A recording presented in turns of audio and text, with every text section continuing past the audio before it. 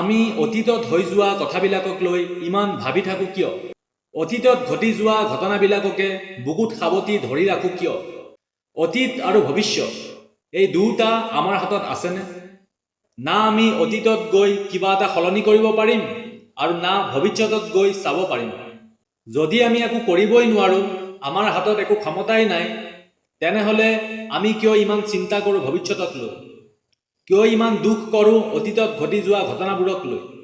অতীতত আপোনাৰ লগত কিবা এটা বেয়া ঘটনা ঘটিছিল, সেই ঘটনা পাৰ হৈ গ'ল, অতীত হৈ গ'ল।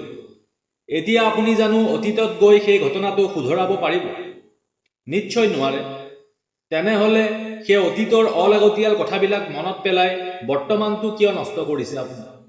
আৰু ঠিক সেইদৰে ভৱিষ্যতৰ চিন্তা কৰি আপুনি বা আমি বিভিন্ন পৰিকল্পনা কৰোঁ, বিভিন্ন চিন্তা কৰোঁ। আমাৰ ভৱিষ্যতটো কি হ'ব, কি নহ'ব, এনেকৈ কৰিম, তেনেকৈ কৰিম, বহুত পৰিকল্পনা। কিন্তু আপুনি জানো ভৱিষ্যত দেখিছে? কাৰ কেতিয়া কি হ'ব, কি নহ'ব আপুনি জানো জানে? একখন পিছতেই কি হ'ব আমি নাজানো। গতিকে ইমান চিন্তা কৰাৰ প্ৰয়োজন কি? পৰিকল্পনা কৰক, নিশ্চয় কৰক, কিন্তু ইমানো বেছি চিন্তা নকৰিব যে আপোনাৰ বৰ্তমানটো নষ্ট হৈ যায়। ভগৱান শ্ৰীকৃষ্ণই কৈছে, জীৱনটো না অতীতত আছে না ভৱিষ্যতত আছে, জীৱনটো কেৱল মাত্ৰ বৰ্তমানত আছে। বৰ্তমানৰ নামেই জীৱন, কাৰণ বৰ্তমানটো ভাল হ'লে ভৱিষ্যত নিজেই ভাল হ'ব। আৰু অতীতটো পাৰ হৈ গ'ল, তাৰ একো মূল্যই নাই। মাত্ৰ অতীতৰ ভুলবোৰৰ পৰা আমি শিক্ষা লৈ আগবাঢ়ি যাব লাগে। এই মুহূৰ্তখিনিও কিছু সময় পিছত অতীত হৈ যাব। আমি কৰা প্ৰত্যেকটো ভাল বেয়া কৰ্ম অতীত হৈ যাব। মাত্ৰ আমাৰ বৰ্তমান কৰা কৰ্মৰ প্ৰভাৱখিনিহে ভৱিষ্যতত দেখা দিব। গতিকে ভৱিষ্যত ভাল কৰিব হ'লে বৰ্তমানত মন দিয়ক।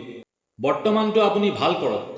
অতীতত যদি আপুনি বেয়া কৰ্ম কৰিছিল, তেনেহ'লে বৰ্তমানত আপুনি ভাল কৰ্ম কৰক, যাতে এতিয়া কৰা ভাল কৰ্মখিনি যেতিয়া অতীত হৈ যাব, তেতিয়া আপুনি ক'ব পাৰে যাতে যে আপুনি ভাল কৰ্ম কৰিছে।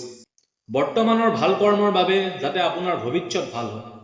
আমি অতীত আৰু ভৱিষ্যতৰ চিন্তাত ইমানেই সোমাই পৰোঁ যে আমাৰ জীৱনটোৱে লাহে লাহে অতীত হৈ যাব ধৰে। আমি জীৱনটো ভালকৈ জীয়াবই নোৱাৰোঁ, সময় পাৰ হৈ গুচি যায়। যি মানুহে অতীত আৰু ভৱিষ্যতত ইমান চিন্তা নকৰি বৰ্তমানত জীয়াব জানে, সেই মানুহে সকলো দুখ চিন্তাৰ পৰা মুক্ত হৈ আনন্দৰে জীৱনটো উপভোগ কৰে। অতীত আৰু ভৱিষ্যত বৰ্তমান আমাৰ হাতত নাই। আমাৰ হাতত আছে যদি কেৱল মাত্ৰ কৰ্ম। ভাল কৰ্ম যদি বৰ্তমান কৰে, ভৱিষ্যত নিশ্চয় ভাল হ'ব। গতিকে নিস্বাৰ্থভাৱে সম্পূৰ্ণ শক্তিৰে সঠিক কৰ্ম কৰক। অতীতৰ পৰা শিকক, বৰ্তমানটো শুদ্ধ কৰক, ভৱিষ্যত নিজেই ভাল হ'ব। গতিকে অতীত আৰু ভৱিষ্যতৰ চিন্তাত সময় নষ্ট নকৰি নিজৰ বৰ্তমানটোত মন দিয়ক। বৰ্তমানটো ঠিক কৰক, আনন্দৰে আৰু মুক্ত মনেৰে জীয়াবলৈ লওক। ভিডিঅ'টো যদি ভাল লাগিছে তেনেহ'লে ভিডিঅ'টো ছাবস্ক্ৰাইব কৰি দিব, লাইক কৰি দিব। পুনৰ নতুন ভিডিঅ'ত লগ পাম। আজিলৈ ধন্যবাদ।